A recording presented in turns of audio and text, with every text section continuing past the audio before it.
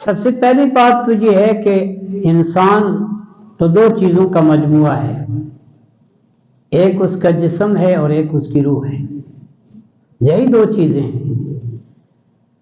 جسم خاک سے مرتب ہوا اور روح عالم بالا سے آئی۔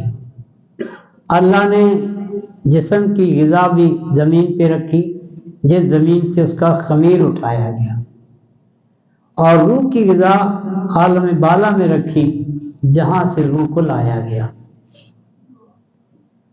اب ان دو میں سے اگر ہم یہ تجزیہ کریں کہ بہتر کیا چیز ہے، تو ہر ذی شعور یہ بات کہے گا کہ روح ہی اصل شے ہے، روح ہی زندگی ہے۔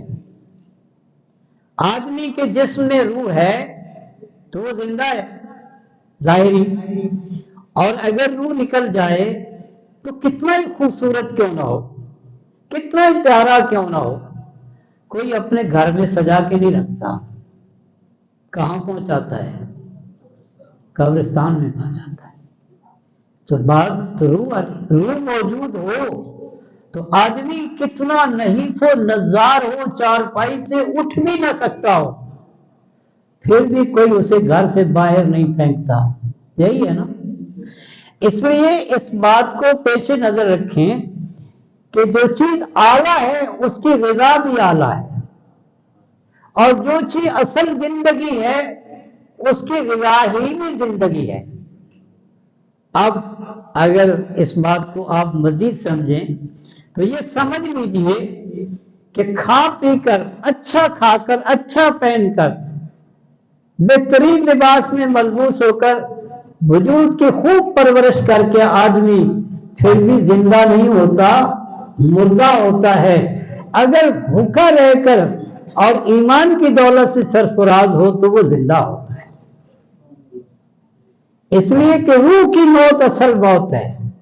اب مجھے وہ شعر تو ذہن میں نہیں آ رہا، اقبال نے اس پر بڑی خوبصورت بات کہی تھی کہ یہ جو روح ہے نا، روح یہی اصل زندگی ہے، اور اس روح کے لیے جو غذا اللہ نے بھیجی ہے وہ یہ قرآن مجید ہے۔ اسی لیے کہا نا، الا بذکر اللہ تطمئن القلوب۔ یہ بات کیوں کہی؟ قلب کی بات کیوں کی؟ جسم کی بات کیوں نہیں کی؟ اس لیے کہ اصل زندگی نام ہی اسی چیز کا ہے۔ اگر آپ ذہنی طور پہ پرسکون نہیں ہیں تو آپ کا وجود جتنا مضبوط بھی ہو آپ نڈھال ہو جائیں گے، لیکن اگر آپ قلبی طور پہ پرسکون ہیں تو آپ بظاہر کتنے بھی کمزور ہوں، آپ کی قوت اور ہمت بڑی اعلیٰ قسم کی ہوگی۔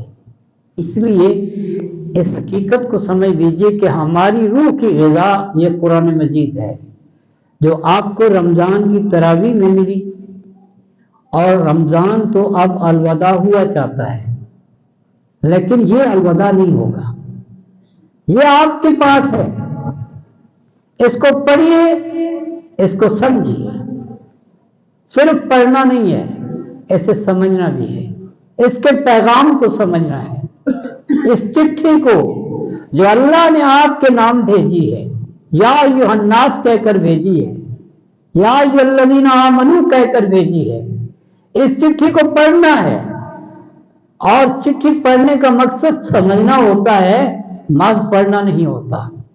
اسی لیے اللہ نے فرمایا کہ ہم نے قرآن کو نازل کیا ہے لیدبروا آیاتی، تاکہ اس کی آیتوں میں لوگ غور و فکر کریں، سمجھیں، سوچیں۔